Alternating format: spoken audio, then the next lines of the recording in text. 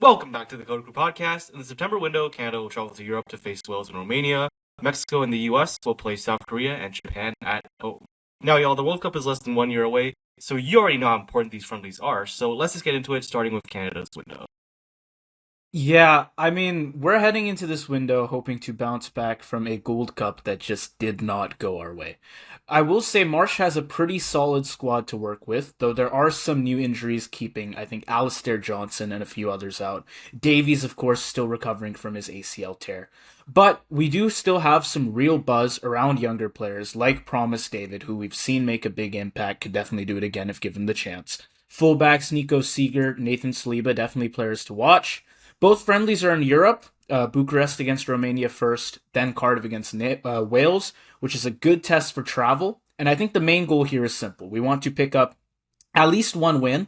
I think a win and a draw would be good. And ideally get those 3 points from Romania and then see how the team handles a stronger possession based side as well in Wales. Yeah, it's sort of hard to tell because obviously, like, Romania and Wales have already played, their World Cup qualifying matches. So we don't know, like, how much will effort will they put into the friendlies in comparison. And also, it should be noted that, like, while Mexico and the US are actually going to be playing in the Americas, which is a big factor, we're playing in Europe, and even like a team like Romania, who I think is considered pretty average, it's a lot harder to beat them in Bucharest compared to just in a neutral venue, let alone in Canada. So we should be tempering our expectations, I think, a little bit. But let's get into the Romania match, though. So I think this is a good sort of benchmark for how good of a team Canada is because we don't get a lot of chances to see them play outside of the Concacaf region. And Romania are like a very baseline squad in that they'll beat the teams that are clearly better than them and lose to the teams that are clearly worse. Like lose to any team that's average or good. Because if you look at their last few matchups, they won 5 of their last 7, but those wins were against Cyprus, San Marino, Lithuania, and Kosovo. So like clearly weaker teams compared to them. Meanwhile, they lost to Bosnia, who I think is kind of like average right now, obviously past their own generation, and obviously as well to Austria. Yeah, I mean, like you said, Romania, they're solid but inconsistent. They do well against those weaker teams, but they definitely struggle against stronger European opposition. They also have a World Cup qualifier a few days after this friendly against Cyprus again. I don't know how seriously they'll need to take that. Again, there definitely is a quality difference between those two teams, Romania and Cyprus. Even still, though, you can expect some rotation from them and a bit more cautious play. I'd say some players to watch are winger Dennis Mann and fullback Andre Ratu. They will be the main threat down Romania's right. And we are going to need to stay patient and structured, try and use our quick transitions, and players like Promise David to probe intelligently. And yeah, we will have to be real careful down that right wing because it's pretty deadly, and the fact that we're playing them at their place in Bucharest is not going to do us any favors. So we will need to be careful here for sure. Yeah, and especially considering, like you said at the beginning, we're without Alfonso Davies, and we're also crucially without Moise Bombito. A good thing that's of note for both of those players you just mentioned, Man and Ratu, is they're very solid on the right, and they're also like very cross forward. And one criticism I made about the Canadian defense, which got us actually a little bit of hate in the comment section, was that I don't think Luke DeFugio is good enough, especially aerially. So I think if we allow Ratu and especially Dennis Man to get crosses, given the fact that Bombito isn't there, I'm a little bit concerned about that. I think that's like the main area of concern that we should have coming into this Romanian attack. And also, how good will Richie Laryea be? Because he's probably going to be the starting left back. I think, over the past few years, I think he's done a consistent job. He's been pretty solid. But that was also a few years ago, and he hasn't had to really, he doesn't very often, at least, against good competition, have to play the starting left back role. So that's a bit of a test for him as well. And it's going to be also very useful information for Jesse Marsch to find out coming into the World Cup. Yeah, that's fair. I do think, speaking of Marsh, he's probably going to do a bit of rotation to give some of the younger players minutes. I know when we got knocked out about of the Gold Cup by Guatemala, I had a big rant about that and how he kept rotating, and went doing that same thing way too far into the competition. But this is friendlies, so it's a bit more reasonable. I think we'll still have a core of pretty established starters on the field. Again, the roster we've got here is pretty strong. But yeah, we could see some new faces for sure, and it is definitely a good opportunity to test some of our newer players against decently strong opposition. I think the midfield battle is going to be crucial here. Winning duels and pressing effectively will tilt the balance. And Romania's backline is pretty disciplined. So again, we cannot rush into this game. But if we stay sharp and exploit Romania's focus on their next qualifier and maybe their slightly weakened roster, I think there will be opportunities for us. If we keep the intensity high, make the most of our chances, I think a tight win is realistic. And so I'm going to give us a 2-1 here for this Yeah, I friendly. think basically, like you said, there is going to be a lot of questions about what lineup we play. Will somebody like a Marshall Ruddy get minutes? Will Sugar play as the right back now that Johnson is out, or will he rather play as a midfielder, which at least seems to be where he's preferred by Jesse Marsch? So I think I basically agree with you. The midfield battle is going to be very interesting. Obviously, Eustachio is going to be that main guy there, but who is the second guy? Is it Sigor, Kone, Saliba, Ali Ahmed? There's a lot of options here.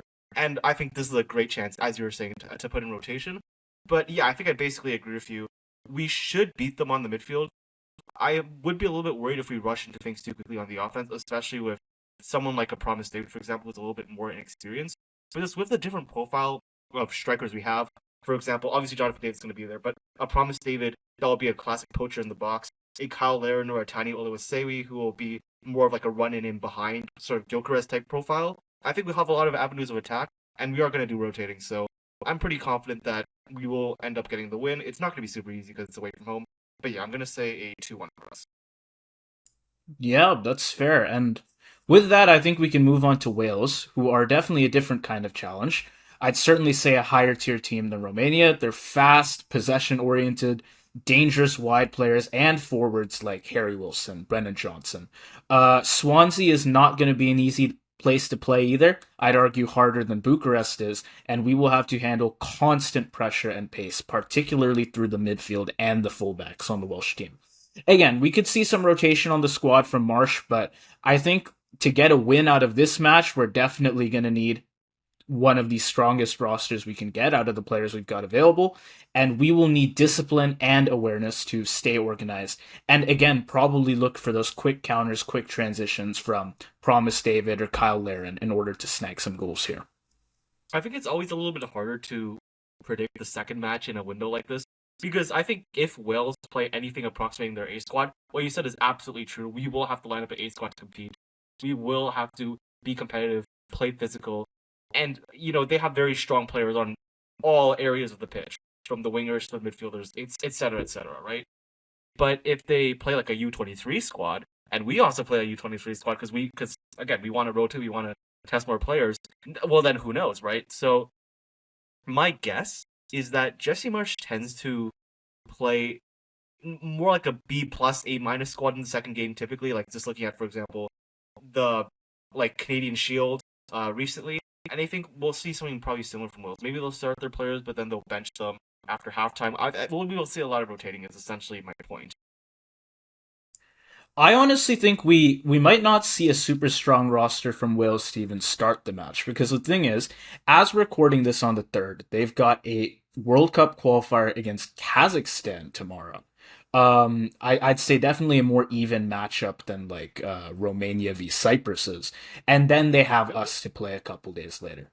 I think so. Is that unreasonable? Kazakhstan, real? I don't know. Okay, maybe I I'm mean, underrating okay, the maybe I'm a Kazakhstan bit of influenced by that one team that just got into the Champions League from there, but Okay, no, fair enough. I see. I understand the vision. I get what you're saying.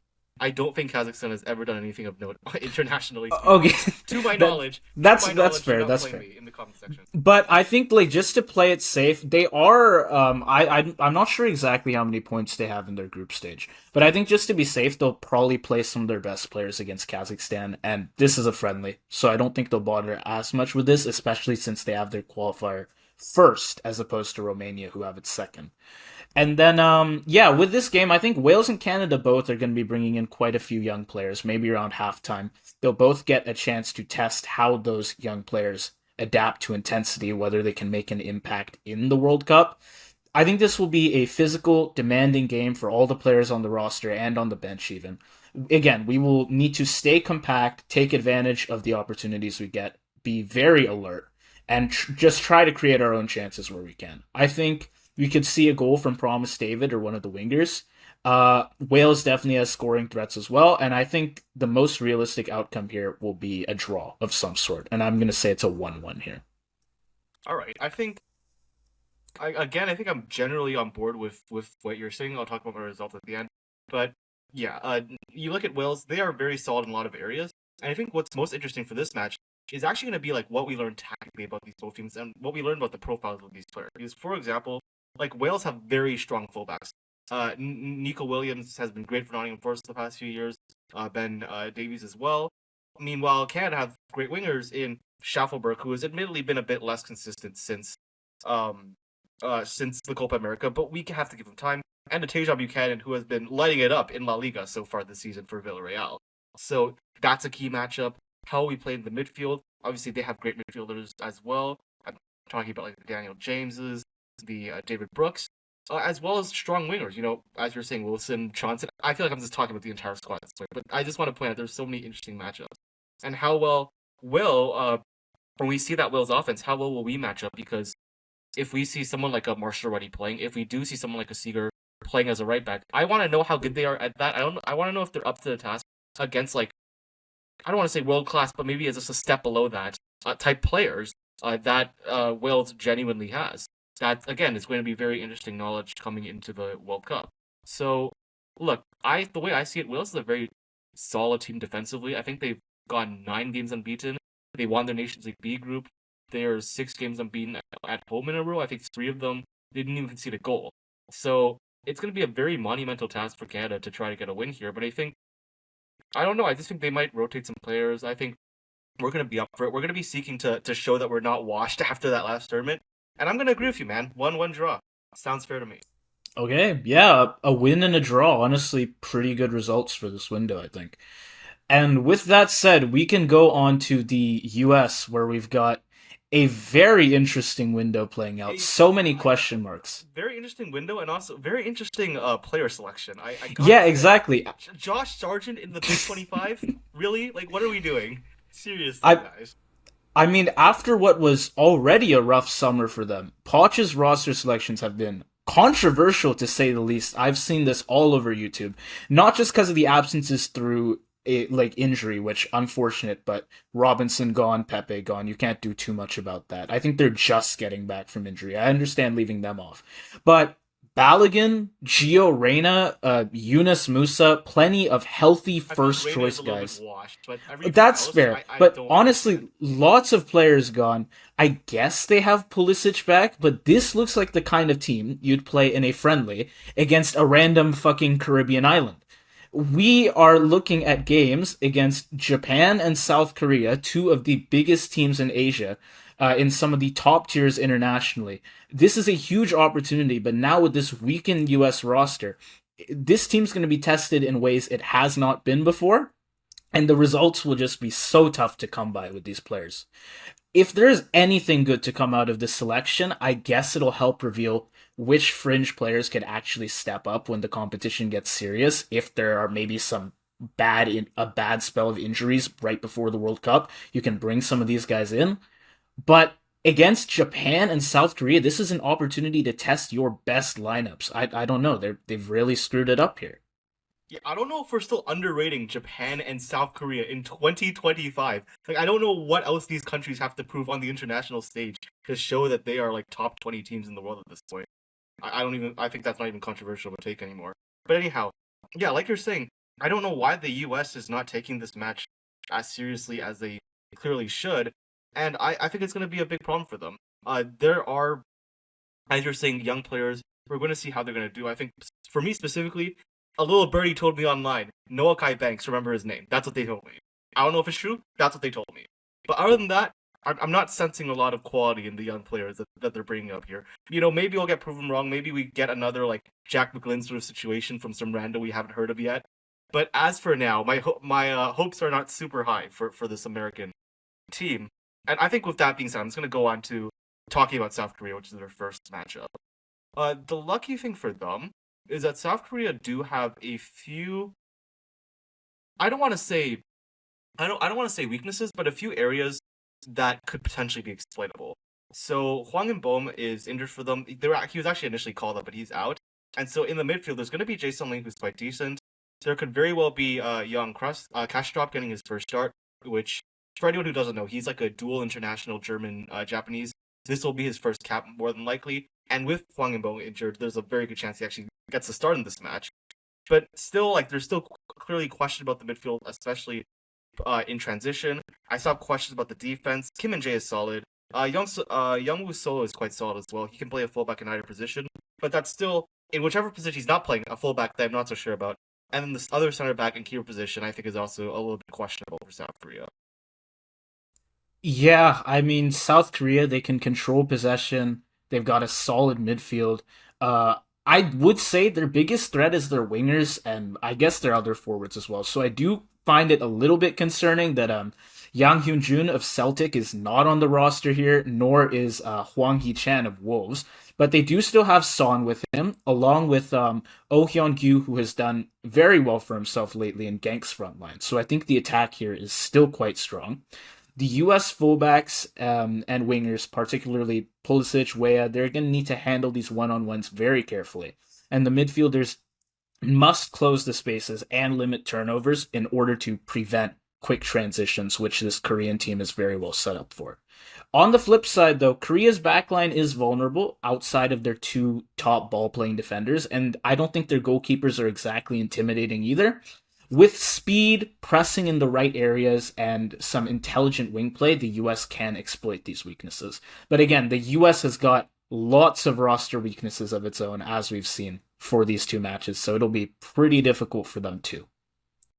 I think this is a classic example of one squad that can hit you on the counter and can have moments against another squad who I think is going to be more solid throughout the full 90 minutes. Like, if the US does a good job pressing, there are some question marks again, playing in transition, passing the ball out in that backline, and maybe the US can exploit that because after all, they have Pulisic and Tim Weah, probably two of their best players that they're bringing to the window. And like we said before, at least one of South Korea's fullbacks, I'm going to be a little bit concerned about. But at the same time, like, I don't really see how else they're going to play. I think it's going to be very difficult to break down the South Korean team just on the ball normally because they're very defensively compact and solid, even if maybe they don't have the most star power that of any team in the world. But yeah, I just find it a little bit difficult for the U.S. Like South Korea will probably try to dominate possession. The U.S. I don't think is like a extremely physical team the way Mexico is, so they can't really put them off super easily. And when they get the ball to that front three, Hingyu, Homin Sun, Lee Kang-in, we know how good those players are. Those are three of the best attackers in all of AFC football. Heung-min Son is one of the best wingers of our generation. Lee Kang had another breakout season, still banging it in for PSG despite playing on the bench.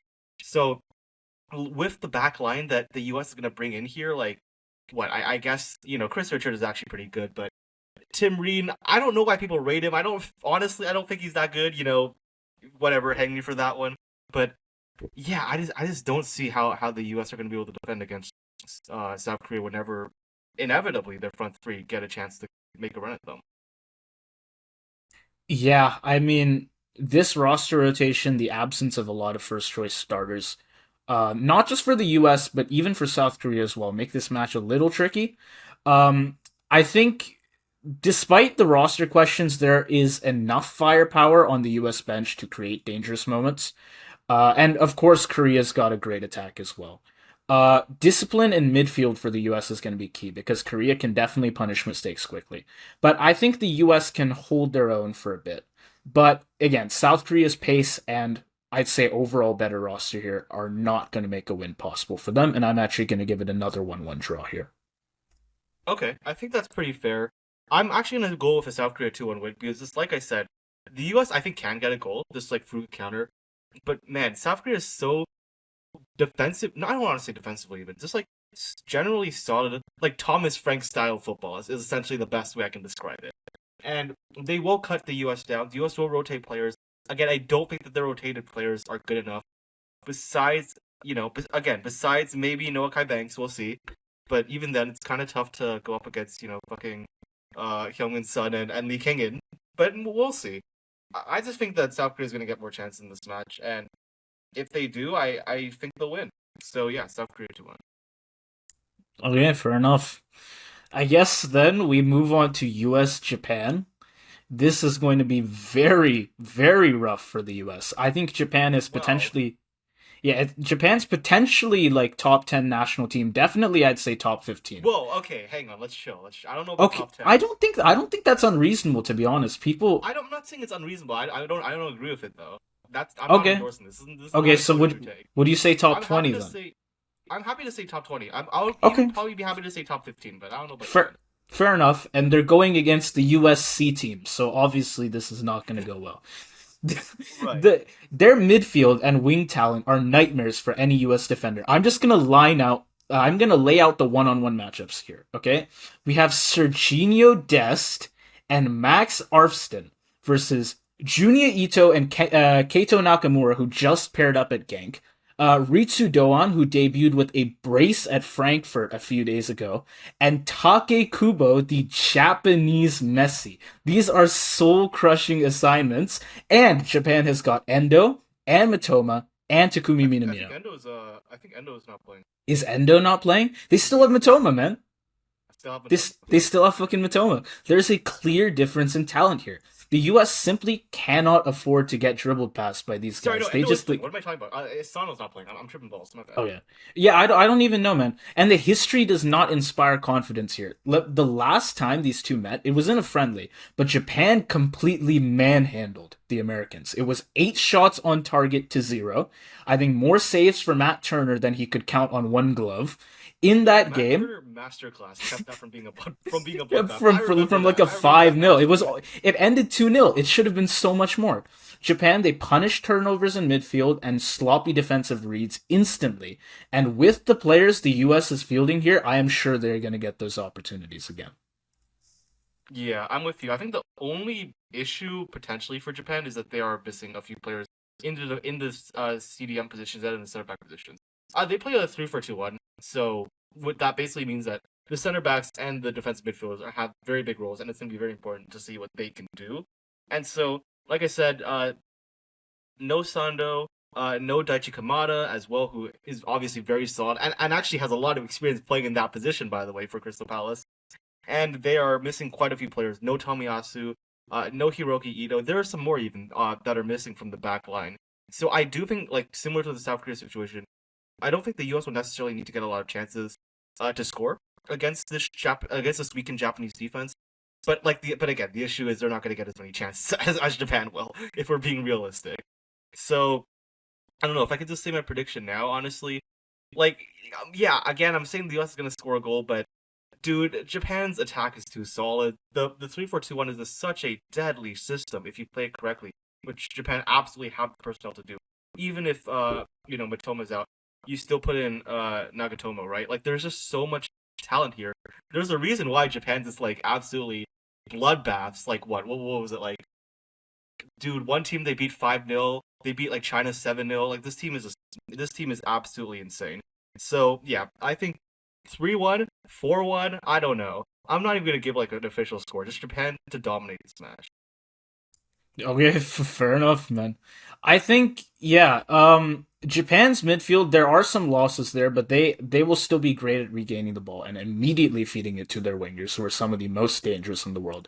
Their attack it's fast, precise, punishing. Meanwhile, the US practically has to cobble together a new backline with this shitty call up of theirs.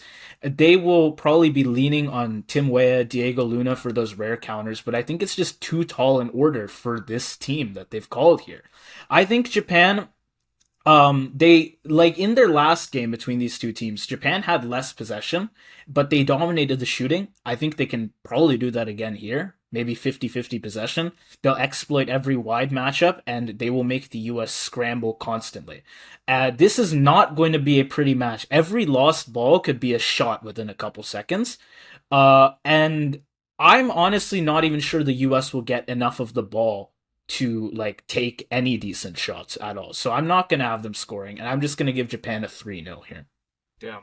Dude, I think Tyler Adams needs an absolute masterclass to keep this one even somewhat close. Like the weight of the world is on this man's shoulders. Whether it's at like Bournemouth right now because like all their other number 8s are injured, or if it's for the United States because Pochettino does not want to play their best players for whatever reason.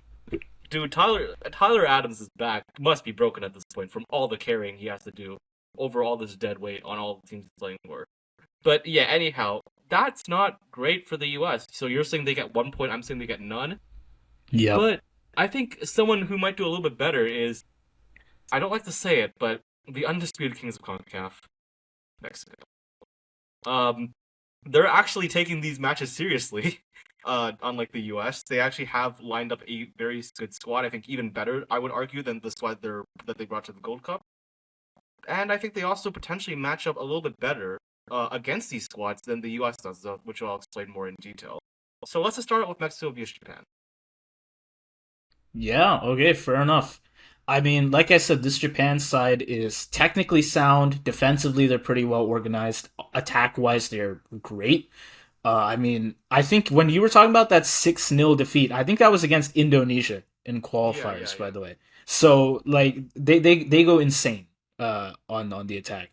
Uh, but they can also rotate through midfield, build patiently if they need to. The transitional play is very dangerous. I think Tanaka's off injured, but Minamino's still going to be there, still key in linking midfield to attack. And you have wingers like Matoma who can exploit the space behind Mexico's advancing fullbacks. So I think Mexico is just going to have to meet Japan's structure with their creativity. You have Lozano who can stretch Japan's narrow back line. Vega or Rodriguez also linking midfield to attack, can make some late runs into the box too. I do think the midfield's got to be disciplined because, again, Japan's attack very threatening, very quick to exploit mistakes with precise counters. But Mexico, yeah, they brought the right roster here. They brought just about the best players that they could, given whatever injuries they have, and I think they will certainly have a much better time than the U.S. will. Yeah, I mean, you mentioned Chucky Lozano. I think he's actually one of the more controversial, at least online, members of the squad. But I think it's perfectly justified, even to start him, honestly, because if you're gonna play the 4-3-3, which is the preferred system of this squad, obviously Alexis Vega, Raul Jimenez, they're the locked up left winger and striker, right? But Santi Jimenez has just not been doing it in the international level, as we say every video, it feels like, and he's also like starting to fall off a little bit at club level. Yeah, Chucky Lozano is past his prime. Obviously, he's playing in the MLS and all that stuff. But like, we know how good he is for the Mexican national team. Do I have to remind you of 2018 World Cup vs Germany? Like, please, guys, show this man some respect. Uh, I don't see why he can't be the right winger. He actually is a right winger, unlike Santi Jimenez, man. But anyways, yeah, I think there's quite a few solids to look at for Mexico against Japan, and I think one of the biggest ones is actually physicality. Like, ever since Javier Aguirre started managing Mexico again, they are focusing a lot more on physicality. They're basically trying to be like the bad guys, the evil ones of the region, and I think that fits the profile of players they have quite well. Somebody like an Edson Alvarez, he will play bully ball on this Japanese squad, and they know that Japan has already played other fixtures. You know, I just think it's basically essentially a smart move, and if you want to disrupt like the fluid flow, the fluid pace of the match, especially since Japan will have weakened number eights, I just think that that's the way to go. Yeah, no, that's fair. I think, yeah, the Mexican wide players, the fullbacks, will do pretty good to pull Japan's shape apart. Japan, again, very disciplined team, but Mexico can definitely manage something like that. Some early pressing, clever movement off the ball could create the one moment of advantage that either of these sides need. I think this will be a very tactical match. It's like a chess match almost. Both teams, they're probing for weaknesses, probably playing pretty cautious, but definitely capable of moments of real quality. I can see Mexico finding one breakthrough through clever wing play or maybe a late run, but Japan's counterattack should keep it tight, and I'm going to give this one another 1-1 draw. And a scoreline I've been using quite a lot so far, but I think we're going to see quite a few of these through Yeah, this and we're window. gonna see one more of them because I'm agreeing with you, man. 1-1 draw. This is like you're saying, Imagine if this was the imagine if this was a Prem episode, man. Just 1 point dude. for everything. 3 points for I don't know what you're talking about. 3 points for everything. I Oh don't know yeah, what you exact score, we of have ball course, of knowledge. course. Come on, jeez, man. Look, here's what I'm looking at. I like your chess analogy. I think it's gonna look cautious, but with Japan's system, even when they look cautious, they are still very fluid and dynamic. And I mean, you can say the same thing for this. It's just the system they play. That's sort of just how it works. And so you're going to see Japan make long passes through Endo. You're going to see them try to basically get the ball up to whoever their front three is. They have a plethora of options up there. And I think for Mexico, it's players like Edson Alvarez, like Cesar Montes, who will basically just be anchors for them, make it really difficult for Japan to play the fluid sort of football they want to play. And you have, especially Raul Jimenez, an amazing anchor, at least at the international level, who will just make it really tough for Japan, especially with their weakened defense. So yeah, I think this is going to be a very even match. Maybe not on the stats, but on the chances. So yeah, I'm gonna agree with you. 1-1 draw is my prediction. Yeah, okay. And I guess with that, we'll go on to our final match of the window, which is going to be Mexico going up against South Korea. And yeah, this Korean side is real tricky to break down. They move fast, press smart, they love a counterattack. With this roster, definitely Heung-min Son is their main threat, but don't sleep on their other two forwards, Oh Hyun-kyu and Oh Se-hun, because they can offer a lot of different attacking angles. Oh Se-hun in particular. Hmm? Question mark? Yeah. I should. I should mention. I was gonna mention him. I was gonna mention Kang Lee. Sorry. Very good out of the midfield. Like you said, off the bench at PSG has been playing great. He's gonna have a starting position here, of course. Mexico's fullbacks Sanchez, Gallardo are gonna need to stay very alert tracking those runners. And again, with players like Lee Kang-in in South Korea's midfield, Mexico's own midfield is going to have to be very sharp to avoid giving away the ball in dangerous spots. But yeah, Korea's backline, like we said earlier, they have some gaps outside their top defenders, and Mexico definitely have the talent to exploit those gaps. They've, again, brought the right roster for these friendlies. Alvarez can drive the midfield forward. You have Alvarado, Lainez to offer some creativity in tight spaces. And of course, Raul Jimenez and I guess not Santi this time around. I guess Chucky Lozano, man. Get Lozano there to provide a focal point in the attacks. Vega's got great movement. He can drag defenders out of position. There's lots of talent on this Mexico team, man. And again, I think similar to the Japan game, expect a cautious start from both sides, but Mexico will get up and running soon enough. And ultimately, it looks like it's still a tight match, but I think Mexico can nick it. One good moment of individual quality will probably decide it, and I'm just going to give my scoreline now, a 1-0 for Mexico. All right, fair enough, man. I think this is going to be better for Mexico because South Korea are probably going to have to rotate. They will as well, of course, but I think Mexico do have quite solid depth. And like you said at the beginning, like I talked about before, I'm a little bit worried about the South Korean defense outside of basically just like those two guys, right? So yeah, I think, again, if they get a chance to the front three, we know how deadly they are, but that is a big question mark because I think Mexico have two tactical advantages against them because of their physicality.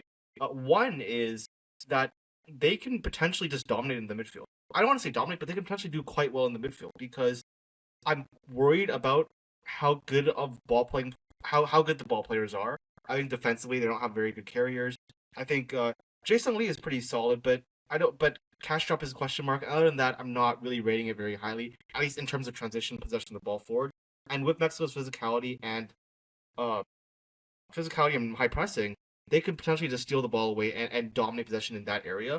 And also because of Edson Alvarez and because of the main man up top, Raul Jimenez, who is just so consistent for them, they can just use long balls, have him as an anchor, and he can distribute to Vega and Lozano. He can create space for himself. He is like a term you like to use. He is an agent of chaos, despite being such a stable profile. So I just think that Mexico have more styles of attack than South Korea. They'll have more ways to generate chances. And I'll actually give South Korea a goal because, again, they don't need a lot of chances to score with just how good that front three is. But ultimately, Mexico win this one 2-1. Yeah, okay, fair enough. And I guess that means Mexico ends on 4 points, Canada ends on 4 points, and the U.S. ends on either 1 or 0, depending on which of us you want to believe. I'm not going to make any conclusive statements about that. I don't want to be invaded, but that is our predictions. Okay, fair enough. Well, yeah, a bit of a shorter video. I mean, we're doing short videos throughout this international break. We just uploaded one on CONMEBOL, guys, and we're going to have another one for the final round of South American World Cup qualifiers coming in just a few more days. So if you enjoyed the content and you haven't watched that other CONMEBOL video, go ahead and watch that and stay tuned for the next one because we will have Lots more to come. And then once the Premier League starts, we're right back on that. So just stay tuned for If you more. want to stay track on all of our latest videos, you know what you got to do.